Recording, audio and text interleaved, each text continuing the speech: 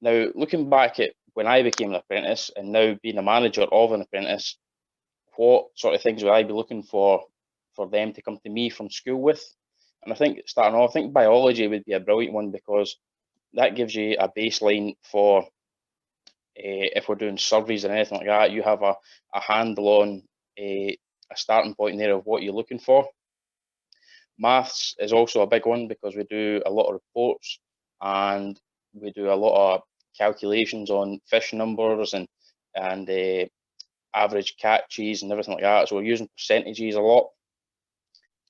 Computing as well is really important. I use a computer just about every day in my working life. So looking for somebody to come into me with some computing skills, the technical knowledge of the computer we can teach them, but having a sort of baseline there for knowing how to sort of work some packages like Microsoft Word or Excel would be absolutely fantastic. And also one sort of out of the ordinary would be sort of like craft and design or technical. So we're looking for that person to come to us with some knowledge of what a hammer is or what a panel saw is, because my team do a lot of maintenance work on the river, as I said earlier. So we're looking for you to come in and be able to pick up a hammer and a panel saw and be able to assist the guys in how to fix a boardwalk or how to fix a bench or install some rod rests.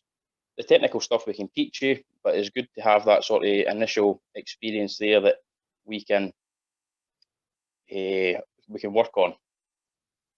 So what sort of, I've got a note here saying what sort of technological advances or scientific sort of jobs are in the industry and where can people progress to?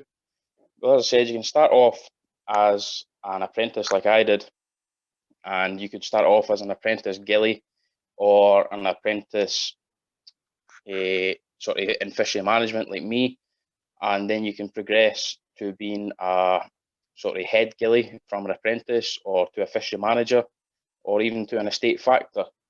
Or you could go and you could further your training by becoming a biologist. And some really cool scientific stuff that happens in our industry is carried out by an organisation called the Atlantic Salmon Trust.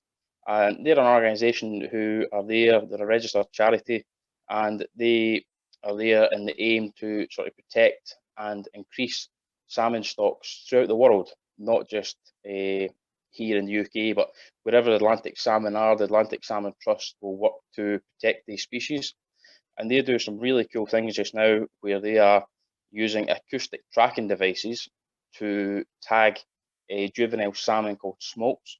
And they are looking at their migration routes from the rivers where they are born out into the North Sea, and then what route they take to actually get to their feeding grounds in and around Greenland and places like that. So that's a really cool, that's a real in-depth, pretty scientific project that the Atlantic Salmon Trust is doing.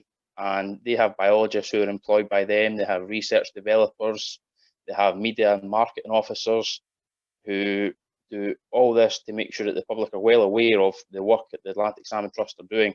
So that's a really cool thing. That's a step up from being a fishery manager. That's being a biologist, and it's really cool. That project's really exciting, and you can find out more about that if you go to the Atlantic Salmon Trust website. But also, sort of in river stuff that we do, we can do electrofishing. So we're using electrofishing packs, which is basically we have an anode and a power pack on our back, and we go into the river and we're looking to count juvenile species. So we're using an electric current through the river to stun the fish so that we can count them to see what our juvenile populations are like. So for me, it's a fantastic industry.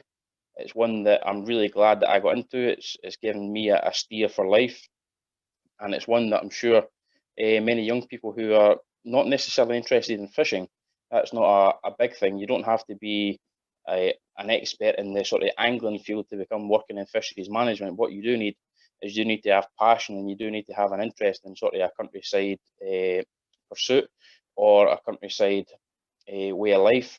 So if you're interested in the countryside or sort of working in a rural location and you want to sort of be multi-skilled, the fisheries management sector is for you.